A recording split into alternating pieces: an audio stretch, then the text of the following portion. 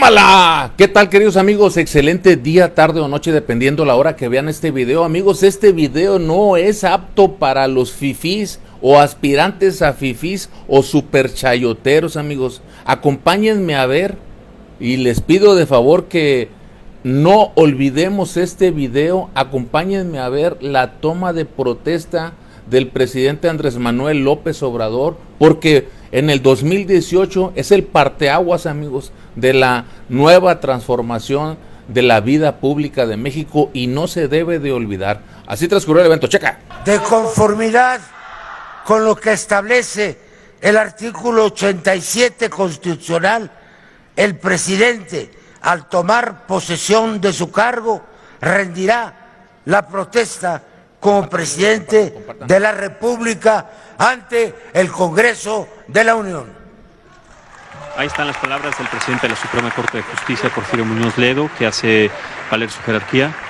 Presidente del Congreso, perdón, está esperando que Andrés Manuel López Obrador tome asiento.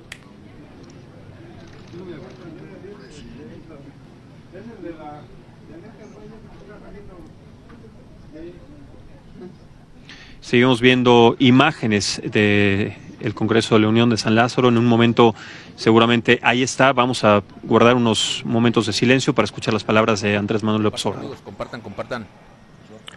Excelentes palabras de nuestro presidente. Honorable Congreso, pueblo de México. Vamos, cabrón. Protesto guardar y hacer guardar la Constitución política de los Estados Unidos mexicanos y las leyes que de ella emanen y desempeñar leal y patrióticamente el cargo de presidente de la República que el pueblo me ha conferido de manera democrática. Compartan, amigos, compartan. Mirando en todo por el bien y la prosperidad de la Unión. Y si así no lo hiciere, que la nación me lo demande.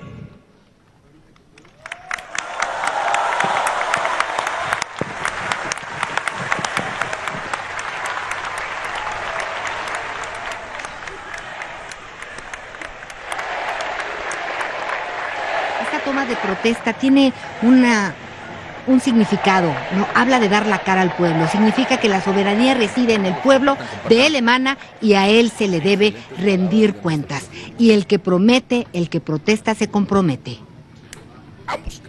Vamos, cabrón. Yeah.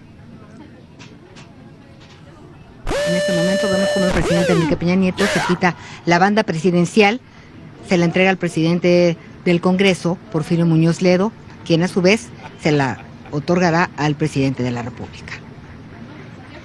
Cabe destacar que esta banda presidencial no es la banda presidencial que Andrés Manuel López Obrador usará en un futuro. Andrés Manuel López Obrador mandó a hacer su propia banda presidencial en estas semanas. Es una banda presidencial que además va de acuerdo con las condiciones y las características que él ha pedido. Una banda presidencial, aproximadamente, este es un dato, oscila entre los 80 y los 200,000 pesos. El escudo nacional, el escudo del centro, está elaborado con hilo de oro.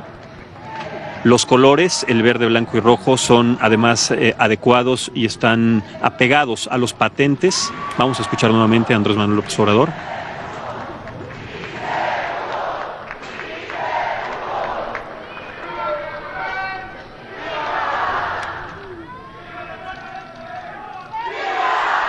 Presidente de los Estados Unidos mexicanos dirigirá un mensaje a la nación. Palabras de nuestro presidente. Diputadas y diputados, senadoras, senadores, autoridades locales y federales, invitadas e invitados del extranjero, licenciado Enrique Peña Nieto, le agradezco sus atenciones, pero sobre todo le reconozco el hecho de no haber intervenido como lo hicieron otros presidentes en las pasadas elecciones presidenciales.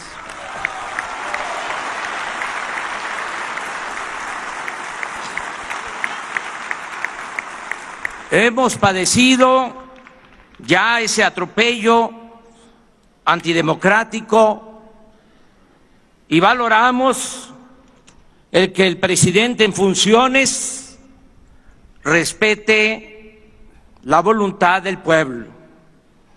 Por eso, muchas gracias, licenciado Peña Nieto. Compartan. Excelentes palabras. Amigas y amigos, por mandato del pueblo, iniciamos hoy la cuarta transformación política de México. Puede parecer pretencioso o exagerado, pero hoy no solo inicia un nuevo gobierno, hoy comienza un cambio de régimen político. A partir de ahora se llevará a cabo una transformación pacífica y ordenada, Compartan, amigos. pero al mismo tiempo profunda y radical, porque se acabará con la corrupción y con la impunidad que impiden el renacimiento de México.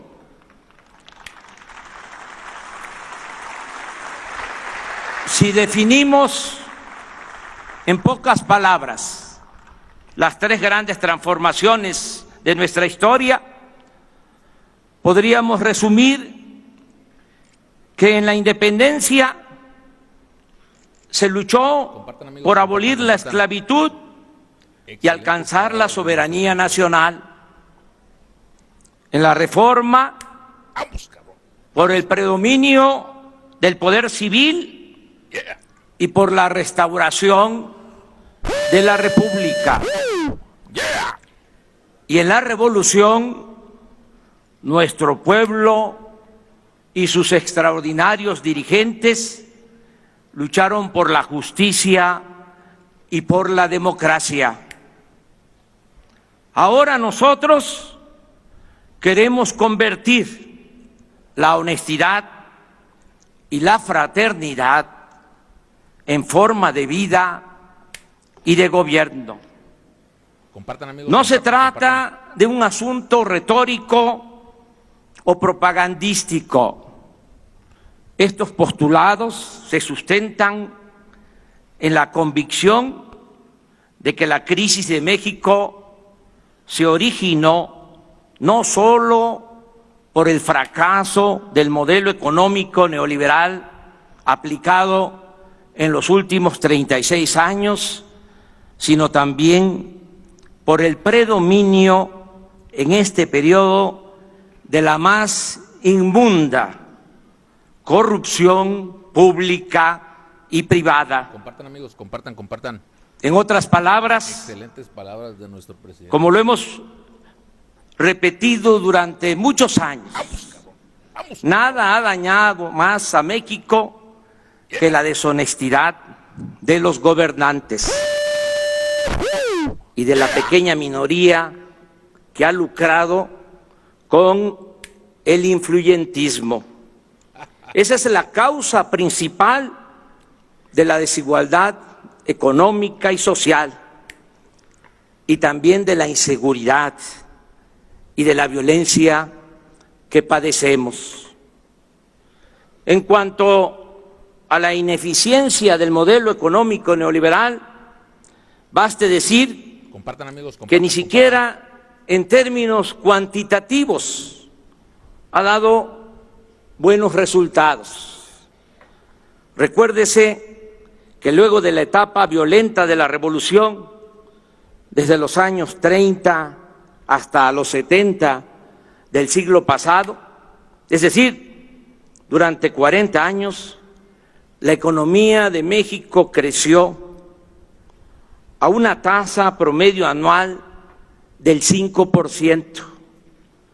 Y durante ese mismo periodo, en 2 sexenios consecutivos, Amigos, compartan. de 1958 a 1970, cuando fue ministro de Hacienda Antonio Ortiz Mena, la economía del país no solo creció al 6% anual, sino que este avance se obtuvo sin inflación y sin incremento de la deuda pública.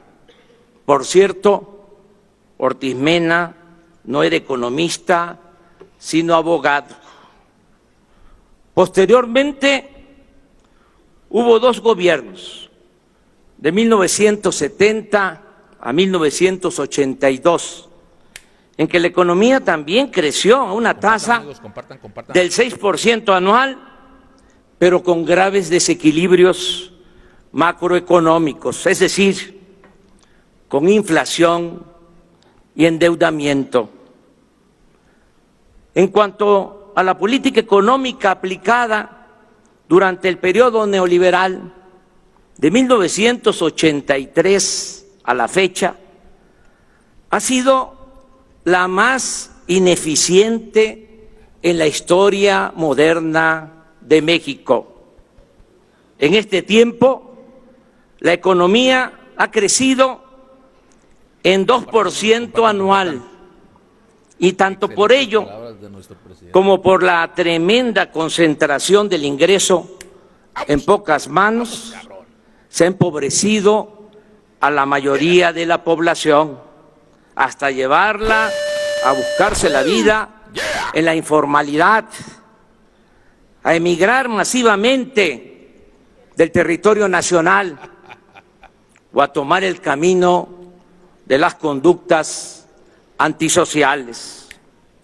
Lo digo con realismo y sin prejuicios ideológicos.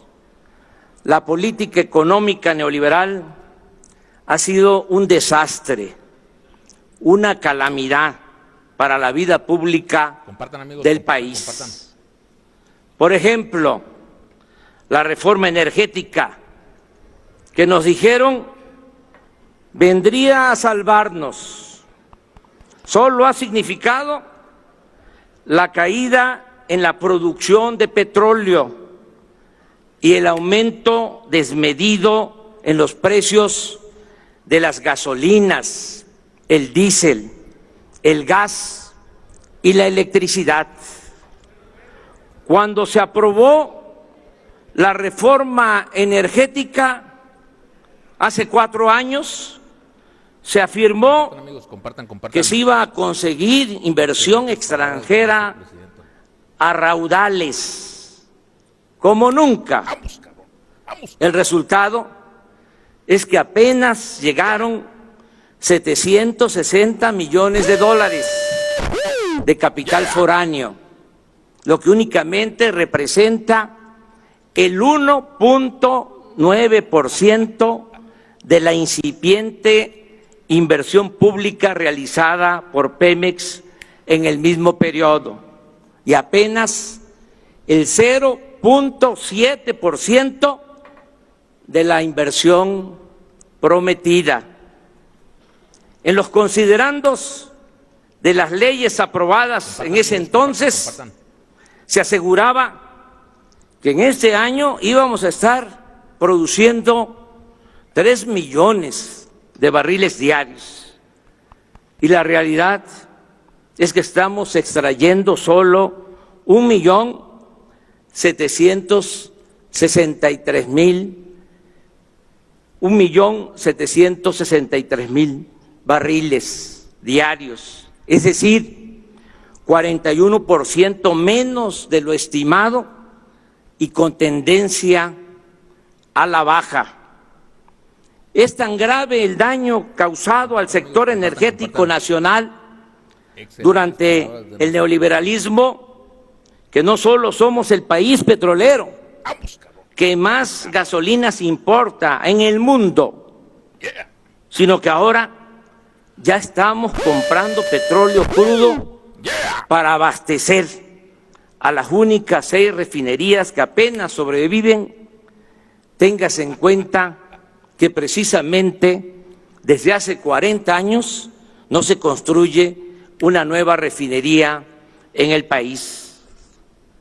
Aquí agrego otros saldos de la política económica neoliberal o neoporfirista.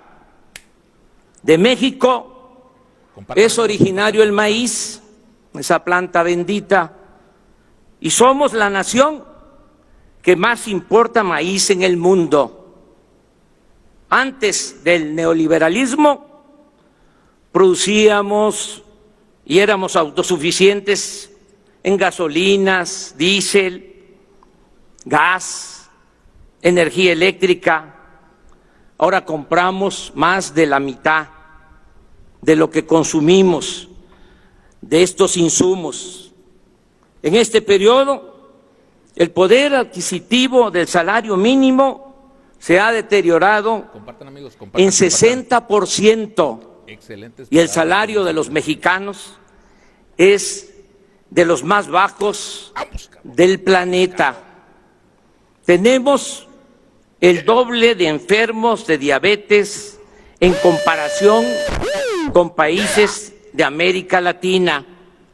Durante el periodo neoliberal nos convertimos en el segundo país del mundo con mayor migración.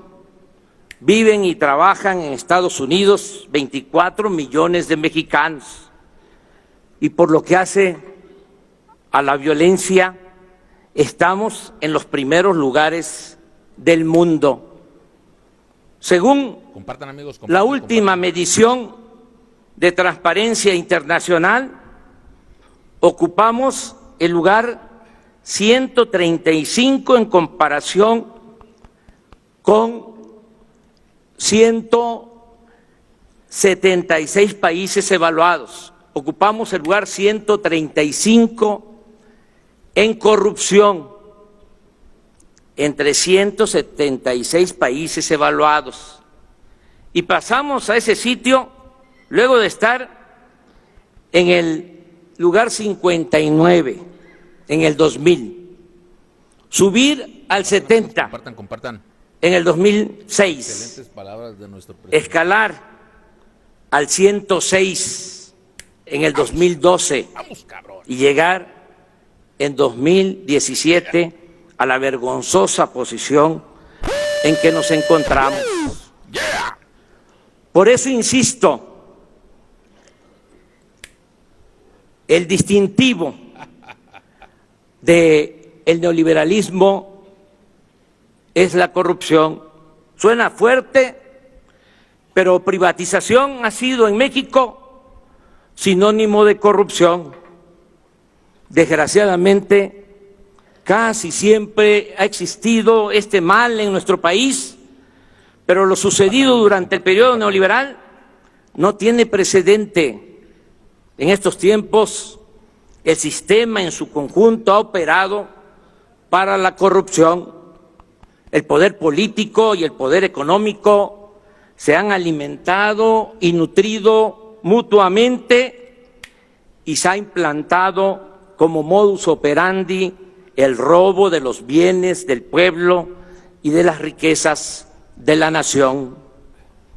En la época de la llamada o del llamado desarrollo estabilizador o compartido, que va de los años 30 a los 70 del siglo pasado, los gobernantes no se atrevieron a privatizar las tierras ejidales, los bosques, las playas, los ferrocarriles, las telecomunicaciones, las minas, la industria eléctrica, ni mucho menos a enajenar el petróleo. Pero en estas últimas 3 décadas, las máximas autoridades se han dedicado, como en el Porfiriato, a concesionar el territorio y a transferir empresas y bienes públicos e incluso funciones del Estado a particulares, nacionales y extranjeros. No se trata, como antes, de actos delictivos individuales o de una red de complicidades para hacer negocios al amparo del gobierno. En el periodo neoliberal, la corrupción se convirtió en la principal función del poder político. Por eso, si me piden que exprese en una frase el plan del nuevo gobierno, respondo: acabar con la corrupción y con la impunidad.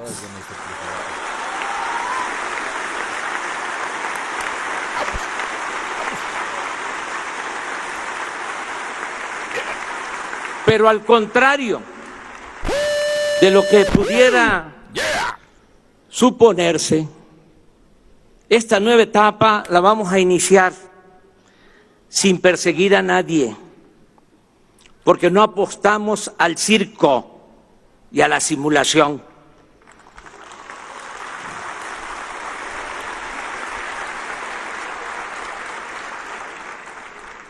Queremos regenerar de verdad la vida pública de México. Compartan, amigos, compartan. Además, siendo honestos como lo somos, si abrimos expedientes, dejaríamos de limitarnos a buscar archivos expiatorios, como se ha hecho siempre, y tendríamos que empezar por los de mero arriba, tanto del sector público como del sector privado. No habría juzgados ni cárceles suficientes. Y lo más delicado, lo más serio, Compartan. meteríamos al país Excelentes palabras en una dinámica de fractura, conflicto y confrontación. Vamos, cabrón. Y ello nos llevaría a consumir tiempo, energía y recursos que necesitamos para emprender la regeneración verdadera y radical de la vida pública de México, la construcción de una nueva patria, la reactivación económica y la pacificación del país. Estamos ante un asunto político de Estado y como tal Compartan, amigos, compartan. debemos enfrentarlo. Mi postura al respecto la definí con toda claridad desde la campaña. Dije que no es mi fuerte la venganza y que si bien no olvido, sí soy partidario del perdón y la indulgencia.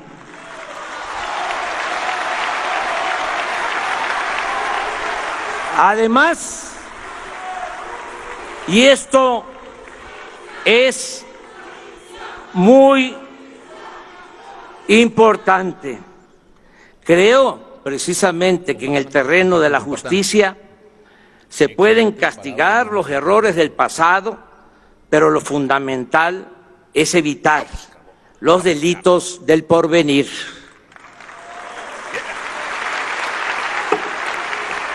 En consecuencia, propongo al pueblo de México que pongamos un punto final a esta horrible historia y mejor empecemos de nuevo.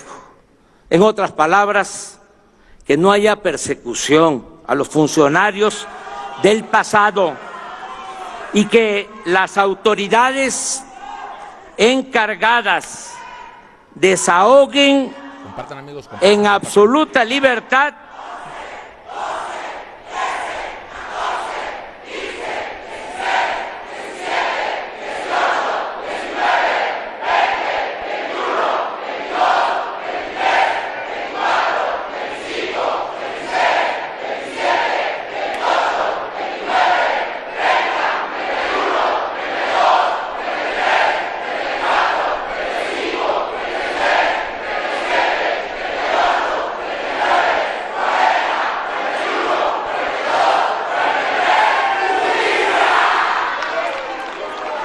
que las autoridades encargadas desahoguen en absoluta libertad los asuntos pendientes. Por cierto, hoy se constituye una comisión de la verdad para castigar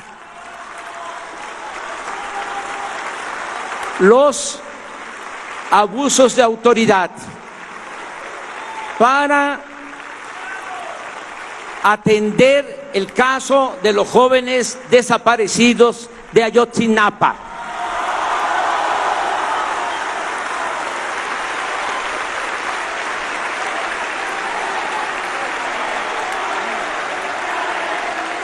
Que se castigue a los que resulten responsables, pero que la presidencia se abstenga de solicitar investigaciones en contra de los que han ocupado cargos públicos o se hayan dedicado a hacer negocios al amparo del poder durante el periodo neoliberal. Desde mi punto de vista, en las actuales circunstancias, es más severa y eficaz la condena al régimen neoliberal, dejar en claro su manifiesto fracaso y su evidente corrupción y hacer todo lo que podamos para abolir el régimen neoliberal, que someter a procesos judiciales o a juicios sumarios a sus personeros, quienes a fin de cuentas no dejan de ser menores ante la esperanza de todo un pueblo y la fortaleza de una nación como la nuestra. Pero de cualquier manera, como en todos los asuntos de trascendencia para la vida pública del país, yo defenderé con libertad y argumentos mi postura del punto final y de pensar y trabajar hacia el porvenir. Pero la ciudadanía tendrá la última palabra, porque todos estos asuntos se van a consultar a los ciudadanos.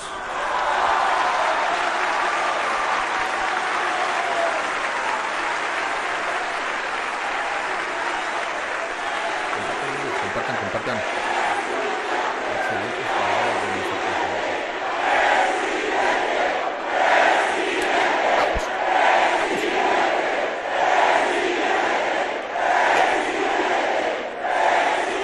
También aclaro que si se acepta mi propuesta de mantener al margen de este asunto al Poder Ejecutivo, tal determinación se aplicará para los de antes y para los que se van, no para nosotros, quienes mantendremos en alto el ideal y la práctica de la honestidad. Empiezo por informar que hemos promovido una ley Compartan. para convertir la corrupción en delito grave, que aunque parezca increíble, no lo era.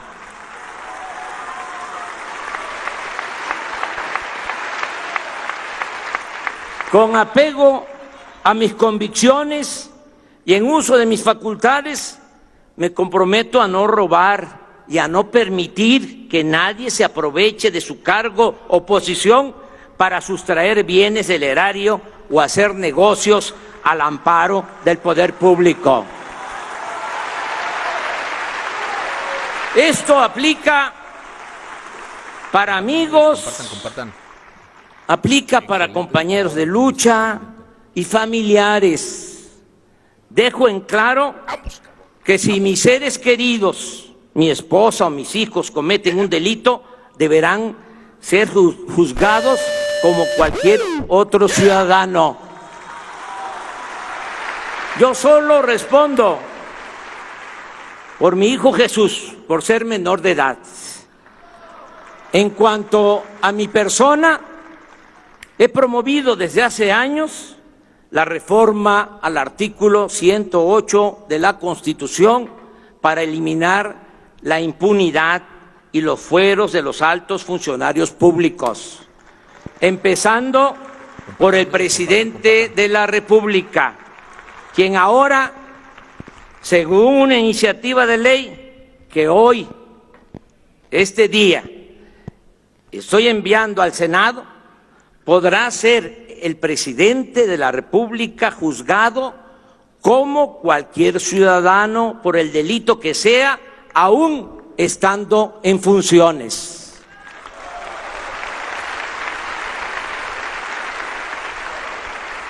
Un buen juez por la casa empieza. Pondremos orden en la cúpula del poder porque la corrupción se promueve y se practica fundamentalmente desde lo alto hacia los niveles inferiores. Es decir, vamos a limpiar al gobierno de corrupción de arriba para abajo, como se limpian las escaleras. El otro distintivo del nuevo gobierno será la separación del poder económico del poder político. El gobierno ya no será un simple facilitador para el saqueo, como ha venido sucediendo. Ya el gobierno Compartan, amigos, compartan. no va a ser un comité al servicio de una minoría rapaz.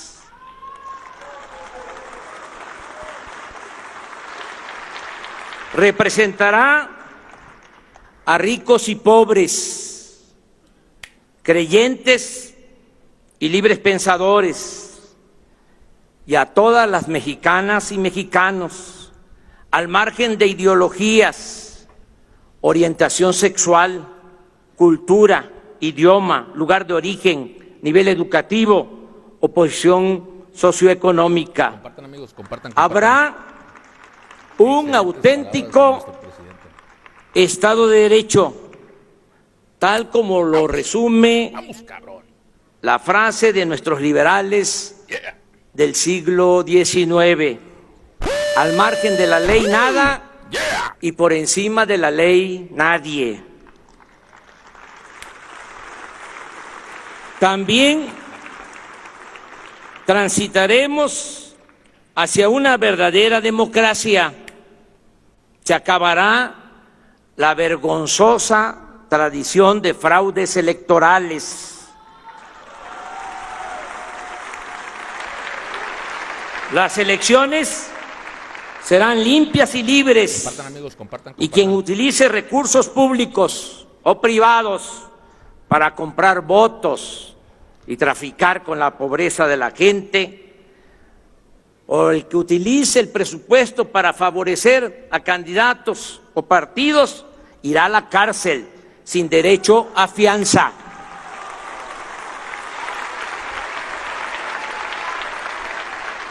El combate a la corrupción y la austeridad nos permitirá liberar suficientes fondos, más de lo que imaginamos, mucho más, Compartan, amigos, para impulsar el desarrollo de México. Con esta fórmula sencilla de acabar con la corrupción y de llevar a la práctica la austeridad republicana, no habrá necesidad de incrementar impuestos en términos reales, y ese es un compromiso que estoy haciendo. Ni aumentarán los precios de los combustibles más allá de la inflación. Ahora resulta que los que aumentaron el precio de las gasolinas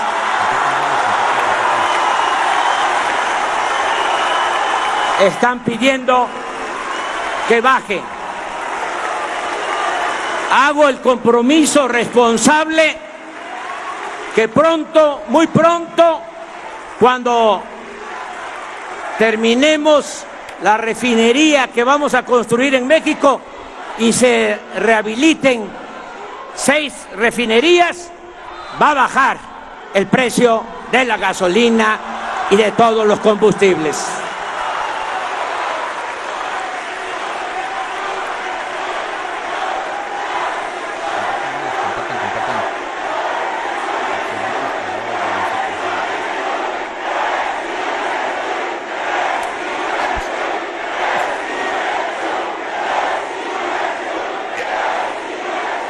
Tampoco que se oiga bien y que se oiga lejos. Tampoco vamos a endeudar al país. Cuando terminó el sexenio del presidente Fox, la deuda pública, y esto no se sabe, pero no está de más recordarlo, era de 1.7 billones. Cuando dejó el gobierno Calderón, la deuda aumentó a 5.2 billones, más de 200%.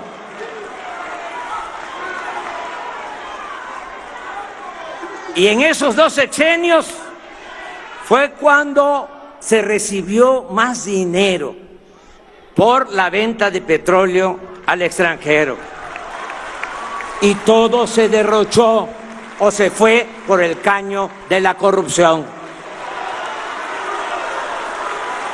Ahora la deuda es de 10 billones.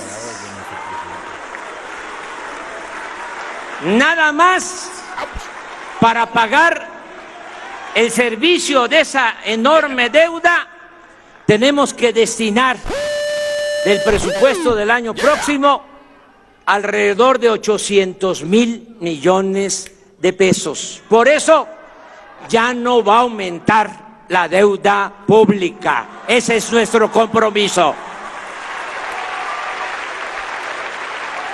No gastaremos más de lo que ingrese a la hacienda pública.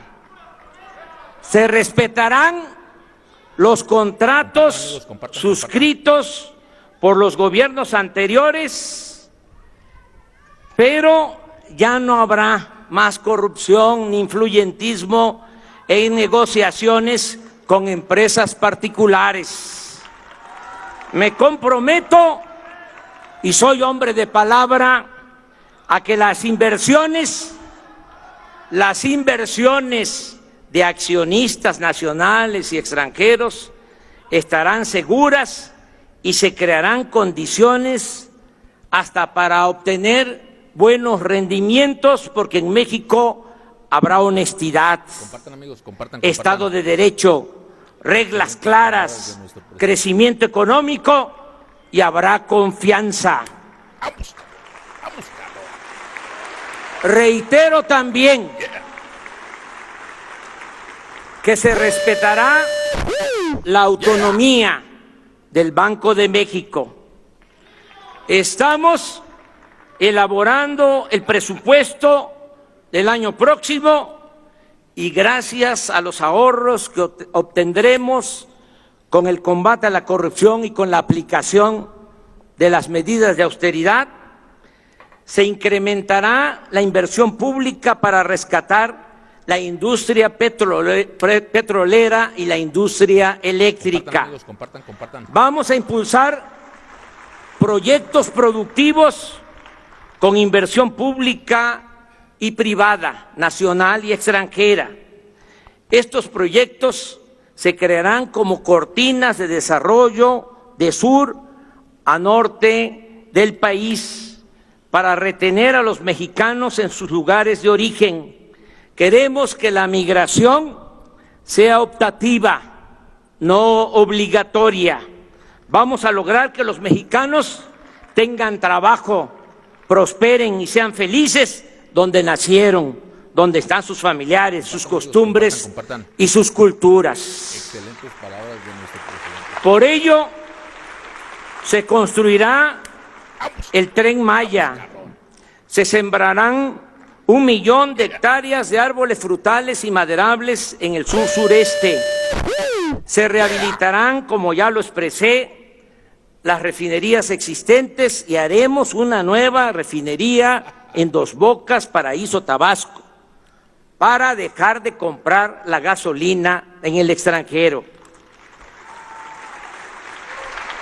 En el Istmo de Tehuantepec se promoverá la creación de una vía férrea para un tren de contenedores de carga y se ampliarán los puertos de Salina Cruz y Coatzacoalcos para comunicar en menos tiempo a los países de Asia con la costa este de Estados Unidos.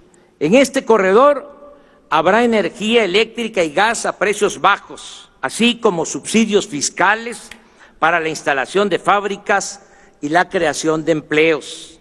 En 3 años estará funcionando, me canso ganso,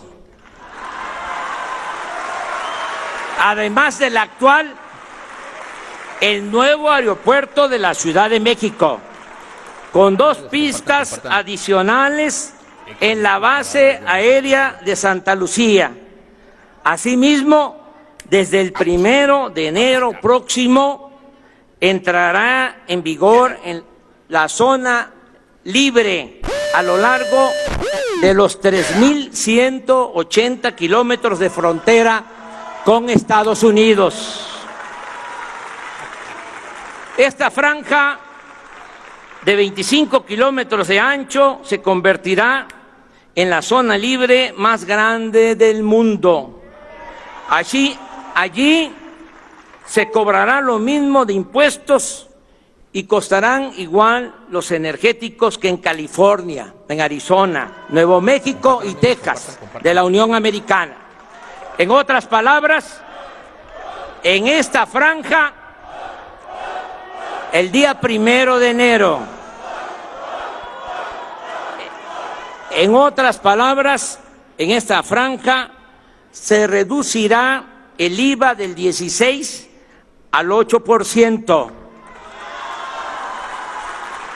El impuesto sobre la renta bajará al 20%. La gasolina, el gas y la electricidad costarán menos que en el resto del país y se aumentará al doble el salario mínimo. Esta será la última cortina de desarrollo para retener con trabajo y bienestar a nuestros compatriotas en el territorio nacional. En cuanto al bienestar de nuestro pueblo, el plan es combatir la pobreza y la marginación como nunca se ha hecho en la historia. Hoy presento formalmente a este Congreso reformas constitucionales, proyectos de reforma a la Constitución para establecer el estado de bienestar y garantizar el derecho del pueblo a la salud, la educación y a la seguridad social. Haremos a un lado la hipocresía neoliberal. El Estado se ocupará de disminuir las desigualdades sociales. No se seguirá desplazando a la justicia social de la agenda del gobierno. No se condenará a quienes nacen pobres a morir pobres. Todos los seres humanos tienen derecho a vivir y ser felices.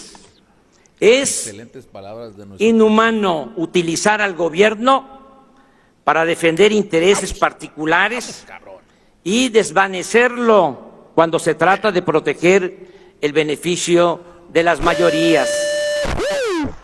No es lícito, no es jugar limpio defender la facultad del Estado para rescatar instituciones financieras en quiebra y considerarlo una carga cuando se busca promover el bienestar de los más necesitados. Es pertinente, pues, exponer con toda claridad amigos, compartan. que vamos a atender y a respetar a todos, que vamos a gobernar para todos, pero que le vamos a dar preferencia a los vulnerables y a los desposeídos. Por el bien de todos, primero los pobres.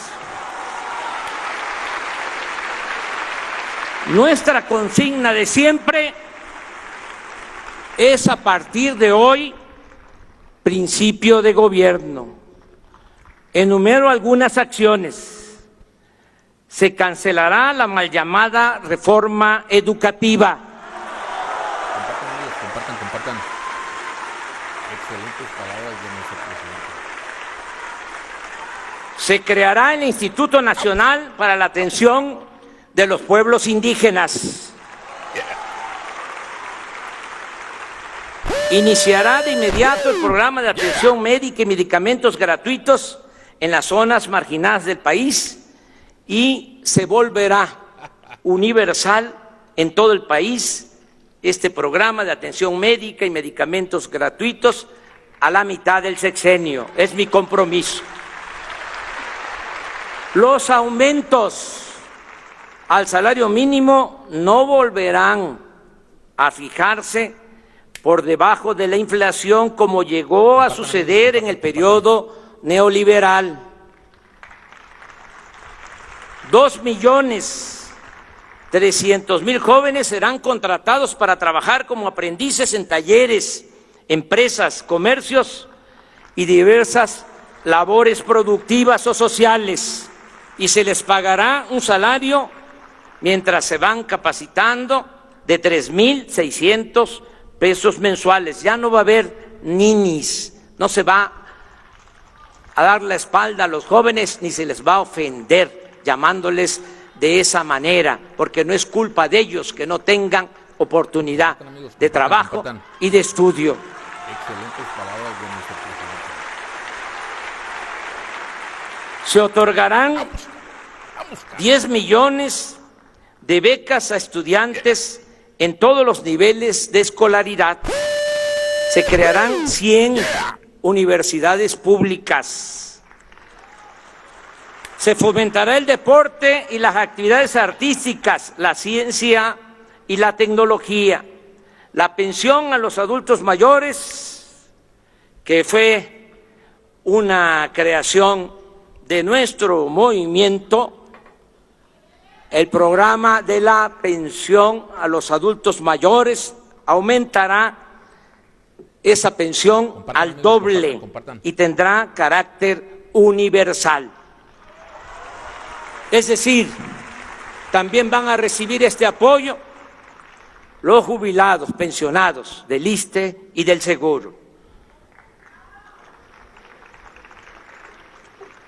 1 millón de personas con discapacidad o con capacidades diferentes tendrán una pensión igual que la de los adultos mayores.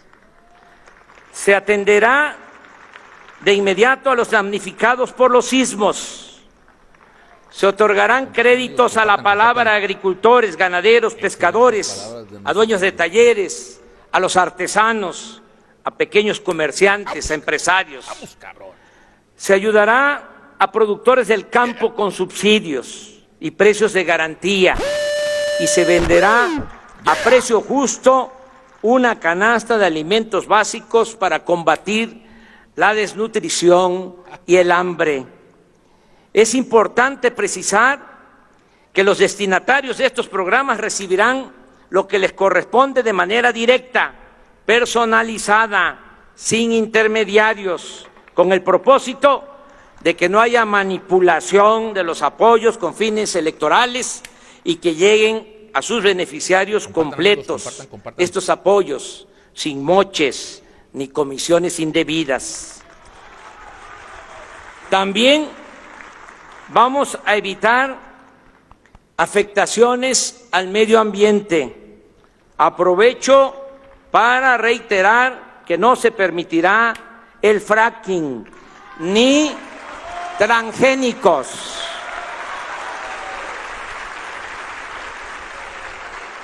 Como se comprenderá, la necesidad de emprender estas y otras acciones explica y justifica el plan de austeridad republicana al que nos hemos comprometido y que, dicho sea de paso, no significa, como se piensa en otros países, un mero conjunto de ajustes en el gasto productivo y social del presupuesto.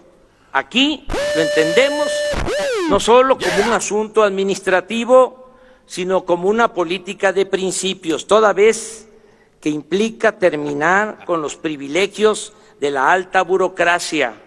Juárez decía que los funcionarios debían aprender a vivir en la justa medianía, y nosotros sostenemos que no puede haber gobierno rico con pueblo pobre. Por eso bajarán los sueldos de los altos funcionarios públicos. Ya se aprobó esa ley en este Congreso, en esta legislatura. Van a bajar los sueldos de los de arriba porque van a aumentar los sueldos de los de abajo.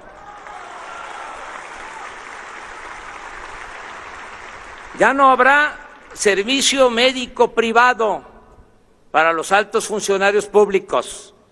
Se destinaban 5,000 millones de pesos nada más para el pago de la atención de servicios médicos a los altos funcionarios públicos. Ya no habrá cajas de ahorro especial para los altos funcionarios públicos. Ya no hay, ya se aprobó esa ley. Nadie podrá viajar en aviones o helicópteros privados a expensas del dinero público. Desde el lunes próximo se pondrá en venta el avión presidencial.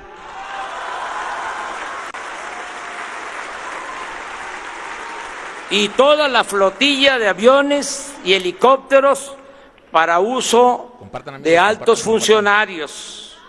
El presidente de la República ganará el 40% de lo que recibía el presidente saliente. No habrá compras de vehículos para funcionarios. Se reducirá en 50% el gasto de publicidad del gobierno. Se van a disminuir las unidades administrativas en el país y no habrá oficinas del gobierno en el extranjero, salvo, por supuesto, las embajadas y los consulados. Los 8,000 elementos del Estado Mayor que se destinaban a cuidar al presidente y los 3,200 agentes de gobernación hasta ayer dedicados al espionaje pasarán a formar parte de la Guardia Nacional.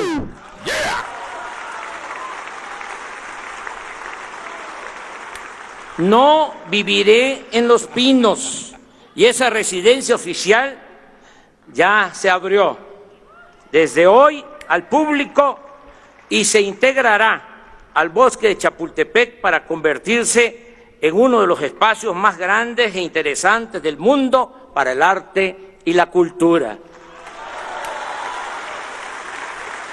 Compartan, amigos, compartan. Otro cambio importante será el de la creación de la Guardia Nacional si lo autoriza el pueblo y el Poder Legislativo, para enfrentar el grave problema de la inseguridad y de la violencia que padecemos. Esto significa replantear el papel de las Fuerzas Armadas ante la inoperancia de las corporaciones policiales. Es indispensable aceptar que la Policía Federal, creada hace 20 años para suplir la labor de las Fuerzas Armadas en el combate a la delincuencia, es en la actualidad un agrupamiento de apenas 20,000 efectivos que carecen de disciplina, capacitación y profesionalismo.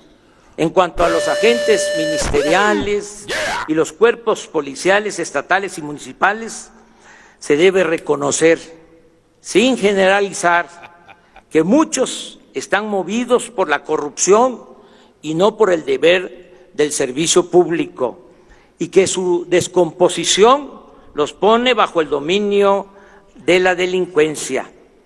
El ciudadano mexicano en la actualidad está en estado de indefensión. Compartan, amigos, no compartan. Tenemos policías para cuidar a los ciudadanos.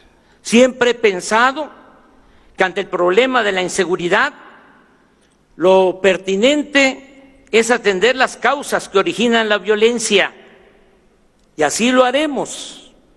Pero ante la ineficiencia de las corporaciones policiales y el grave aumento de homicidios, robos, secuestros, feminicidios y otros crímenes, estoy solicitando al Congreso con carácter urgente la aprobación de una reforma constitucional que nos permita crear, con la integración de la Policía Militar, la Policía Naval y la Policía Federal, una Guardia Nacional para realizar funciones de seguridad pública con pleno respeto a los derechos humanos. Sé que es un tema polémico, pero tengo la obligación de expresar mi punto de vista con realismo y argumentos. Las Fuerzas Armadas están entre las mejores instituciones de México. El Ejército Mexicano se constituyó en 1913 para enfrentar al gobierno usurpador de Victoriano Huerta. Se trata de un ejército revolucionario, surgido del pueblo y que desde entonces ha experimentado pocos quiebres en su unidad y disciplina. La última rebelión militar fue la del general Saturnino Cedillo en 1938-1939, y nunca el ejército mexicano ha dado un golpe de Estado a una autoridad civil. Su lealtad al gobierno y su falta de ambición por el poder económico y político tiene en buena medida su explicación, entre otros factores, en que el ejército mexicano no es un agrupamiento elitista, sino que siempre se ha nutrido del pueblo raso. El soldado es pueblo uniformado. Ciertamente, no todos los militares han ostentado comportamientos intachables, y tampoco debe omitirse el hecho de que el ejército ha participado en actos de represión por órdenes de autoridades civiles. Pero en nuestros institutos castrenses no se han formado minorías corrompidas, como sucede en otros ámbitos del poder, y a diferencia de lo que ocurre en otros países, en México no se sabe de militares que formen parte de la oligarquía. Además, es un hecho que el ejército cuenta con respaldo de la opinión pública. Es una institución que a lo largo de su historia ha mantenido su profesionalismo y ha sido eficaz, sin duda, en tareas de auxilio a la población en casos de desastre, en terremotos, inundaciones, huracanes, y ha prestado otros servicios a la comunidad. Las Fuerzas Armadas han hecho escuelas, tienen universidades, centros de investigación, poseen disciplina y espíritu de cuerpo, han mantenido su vocación nacionalista, y esto es muy importante, y nunca han estado subordinadas a ninguna hegemonía o fuerza extranjera. Lo mismo puede decirse de la Secretaría de Marina. Téngase en cuenta que esta dependencia se creó en 1940, cuando la original Secretaría de Guerra y Marina se dividió en dos instituciones. Así pues, el Ejército y la Marina pueden ser, previa preparación y capacitación para el respeto de los derechos humanos y mediante la aplicación de protocolos para el uso de la fuerza, las instituciones fundamentales para garantizar la seguridad nacional, la seguridad interior y la seguridad pública. Compartan. Agrego que el plan de paz y seguridad incluye la creación de 266 coordinaciones territoriales en el país. Todos los días, desde las 6 de la mañana, voy a presidir en Palacio Nacional la reunión del Gabinete de Seguridad, en la cual recibiremos el parte o reporte de lo sucedido en las últimas 24 horas y tomaremos las medidas necesarias. Añado que según nuestras leyes, el titular del Poder Ejecutivo es el comandante supremo de las Fuerzas Armadas y reafirmo el compromiso de que el presidente de México nunca dará la orden de reprimir al pueblo ni será cómplice o encubridor de eventuales violaciones a los derechos humanos.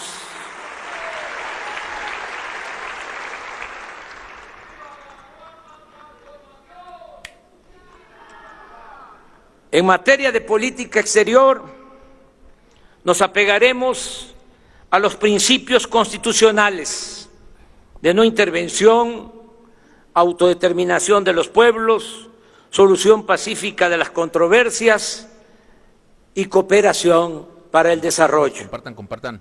Mantendremos buenas relaciones con todos los pueblos y gobiernos del mundo. Vamos, cabrón. Por eso agradezco la presencia del señor Michael Pence, vicepresidente de los Estados Unidos, y de su señora esposa, Karen Pence. Y quiero destacar que desde el día 1 de julio, desde el día de mi elección, he recibido un trato respetuoso del presidente Donald Trump, a quien agradezco que en plan de amistad haya enviado a esta ceremonia a su hija Ivanka. Compartan, amigos, compartan. La misma atención he recibido del primer ministro de Canadá, Justin Trudeau. Con ellos, con los dos mandatarios, con el presidente de Estados Unidos y con el primer ministro de Canadá, estoy hablando para ir más allá del Tratado de Libre Comercio de América del Norte y lograr un acuerdo de inversión entre empresas y gobiernos de las tres naciones para impulsar el desarrollo de los países centroamericanos y también del nuestro, y enfrentar de esta forma y no con medidas coercitivas el fenómeno migratorio.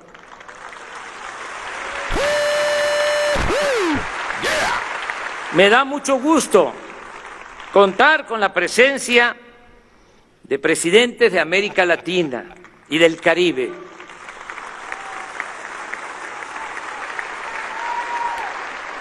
México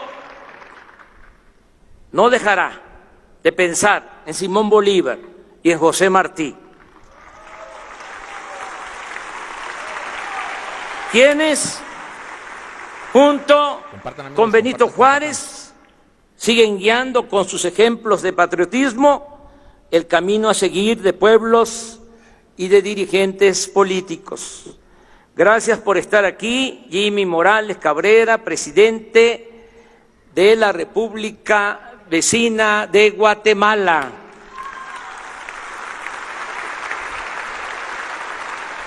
Juan Orlando Hernández Alvarado, presidente de la República de Honduras, y su señora esposa, Ana García. Oscar Samuel Ortiz Asensio, vicepresidente de la República de El Salvador.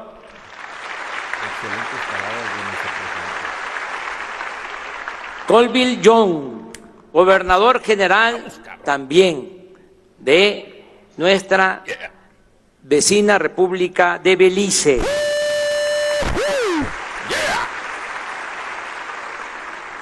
Miguel Díaz Canel Bermúdez, presidente de los Consejos de Estado y de Ministros de la hermana República de Cuba.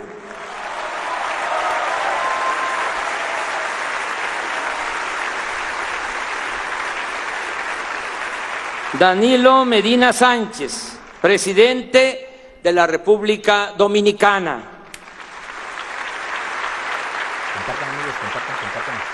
Jovenel Moïse, presidente de la República de Haití.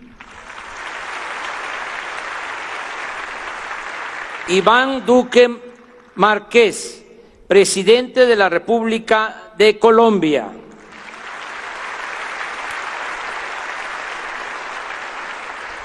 Nicolás Maduro Moros, presidente de la República Bolivariana de Venezuela.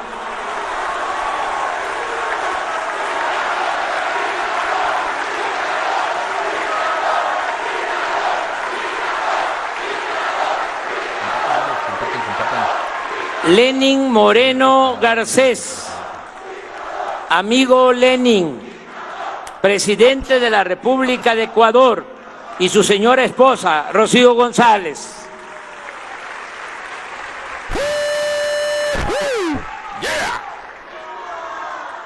Amigo Evo Morales, presidente del Estado Plurinacional de Bolivia.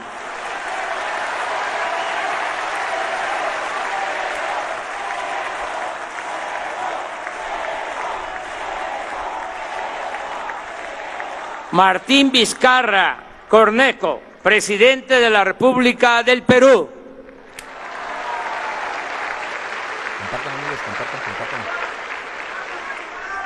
Agradezco la presencia de Julie Payet, gobernadora general de Canadá.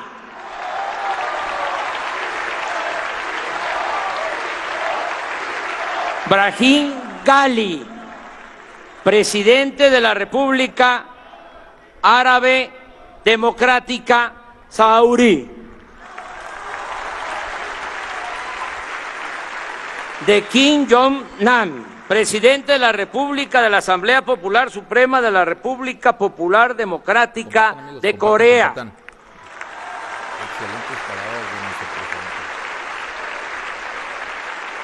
Jen Yuanyu, vicepresidenta de la Asamblea Popular China. También agradezco por los lazos de historia, de cultura que nos unen, la presencia de Felipe VI, rey de España.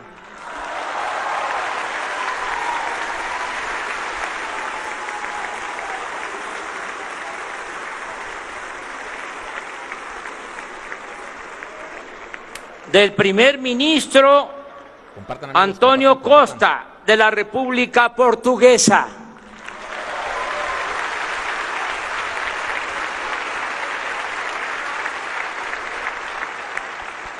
De Eugene Regunat, primer ministro y ministro de Asuntos Generales de Curazao.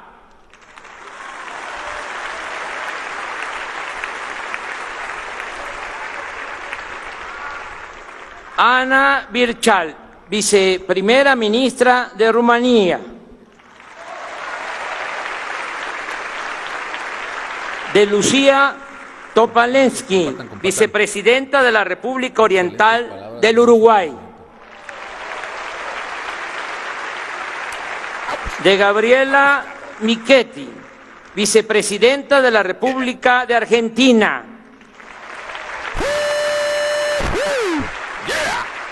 de Hugo Velázquez, vicepresidente de la República del Paraguay, y su señora esposa, Lourdes Samaniego. De Claudia Dobles Camargo, primera dama de la República de Costa Rica. Agradezco a muchos representantes de los organismos internacionales, de gobernadores, de autoridades de varios países. Están aquí amigos entrañables como Miguel Ángel Revilla, presidente del gobierno de Cantabria, y su señora esposa, Aurora Díaz. Está nuestro amigo Jeremy Corbyn, miembro del Parlamento del Reino Unido, Compartan, amigos, compartan. Excelente. dirigente del Partido Laborista. Vamos, cabrón. Está también un embajador de la poesía y de la congruencia, Silvio Rodríguez, y su esposa, Niurka González.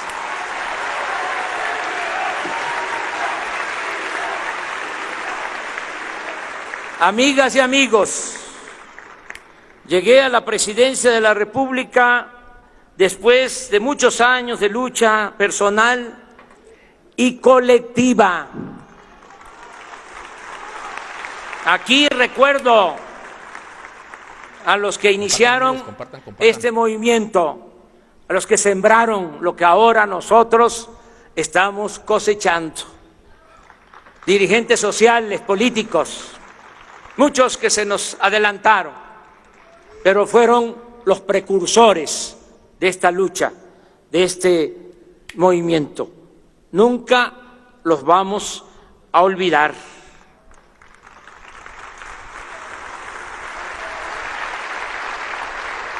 Llegamos después de muchos años, y en mi caso, como en la mayoría de los que forman parte de este gran movimiento, sin dejar la dignidad en el camino,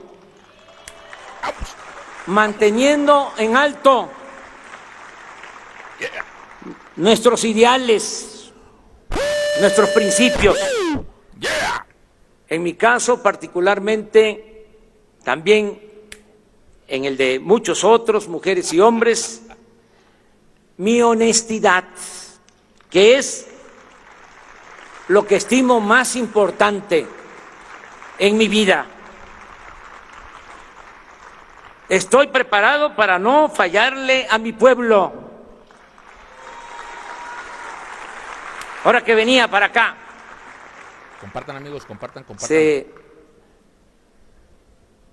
emparejó un joven en bicicleta y me dijo: tú no tienes derecho a fallarnos. Y ese es el compromiso que tengo con el pueblo. No tengo derecho a fallar.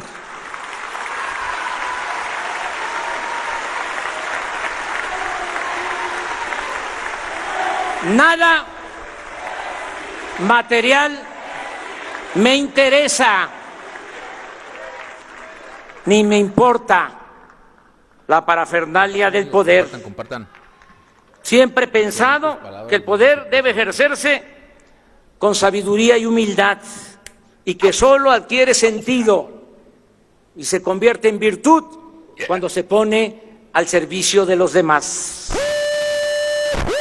Estoy consciente de la gran expectativa que existe entre los mexicanos y el desafío que significa enfrentar los grandes y graves problemas nacionales.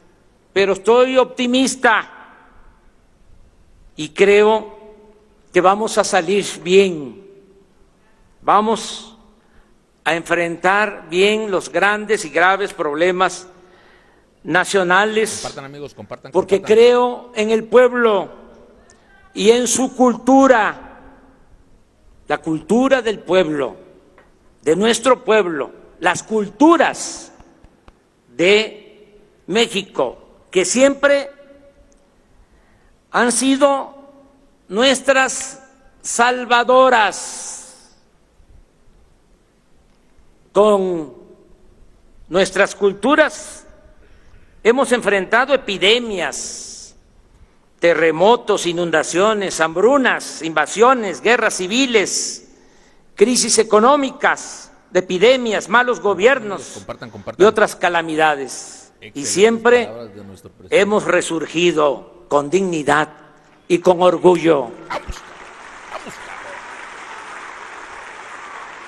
La herencia de civilizaciones nos ha forjado como un pueblo tenaz y combativo, luchón, emprendedor, honesto, con una excepcional idiosincrasia de fraternidad, de amor al prójimo, de verdadera solidaridad. Nuestro pueblo no es flojo, no es perezoso, no es indolente, por el contrario, es de las sociedades más trabajadoras del mundo. Y ahí está el ejemplo de nuestros paisanos migrantes que por necesidad han ido a ganarse la vida a Estados Unidos y ahora están enviando a sus familiares 30,000 millones de dólares anuales. Esas remesas son la principal fuente de ingresos de nuestro país y el dinero de mayor beneficio social que recibimos del extranjero. México no es el cuerno de la abundancia que su silueta en el mapa pareciera evocar, pero aún así tenemos muchos recursos naturales: agua, petróleo, gas, yacimientos minerales, vientos, sol, playas. Contamos con bosques y selvas, con buenas tierras para la producción agropecuaria y forestal, y somos de los países con mayor biodiversidad en el mundo. Por eso estoy optimista. Creo que ya estamos logrando, se está iniciando y ya vamos en el camino de lograr el renacimiento de México, que nos vamos a convertir en una potencia económica y sobre todo en un país modelo que habrá de demostrar al mundo que acabar con la corrupción es posible, y así lo haremos, porque de esa manera construiremos una sociedad más justa, democrática, fraterna y siempre alegre. Son tres cosas las que necesitamos para enfrentar la crisis de México, y dos de ellas están aseguradas de antemano. Lo reitero: un pueblo trabajador y suficientes riquezas naturales. Pronto, muy pronto, tendremos lo tercero: un buen gobierno. Y en ese compromiso empeño mi honor y mi palabra. Gobernaré con entrega total a la causa pública. Dedicaré todo mi tiempo, mi imaginación, mi esfuerzo a recoger los sentimientos y a cumplir con las demandas de la gente. Actuaré sin odios, no le haré mal a nadie, respetaré las libertades, apostaré siempre a la reconciliación y buscaré que entre todos y por el camino de la concordia logremos la cuarta transformación de la vida pública de México. Por último, así como soy juarista y cardenista, también soy maderista y partidario del sufragio efectivo y de la no reelección.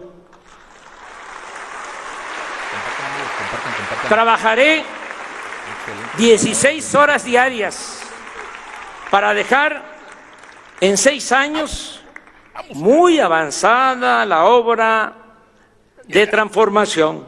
Haré cuanto pueda para obstaculizar las regresiones en las que conservadores y corruptos estarán empeñados. Por eso, aplicaremos rápido, muy rápido, los cambios políticos y sociales para que si en el futuro nuestros adversarios, que no nuestros enemigos, nos vencen, les cueste mucho trabajo dar marcha atrás a lo que ya habremos de conseguir.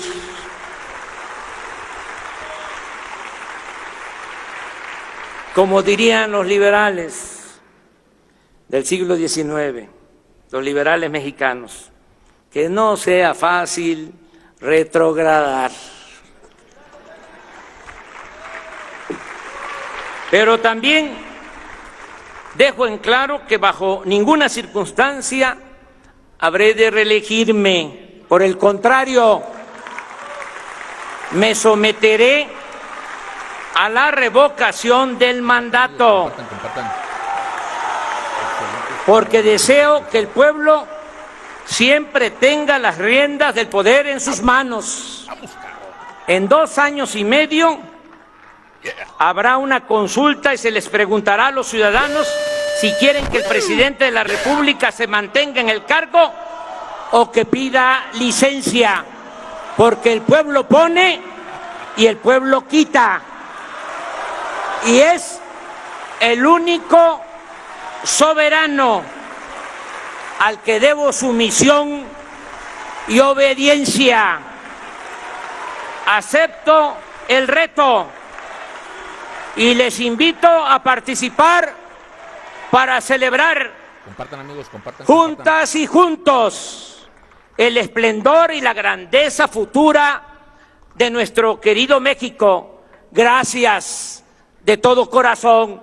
¡Que viva México! ¡Viva México! ¡Viva México!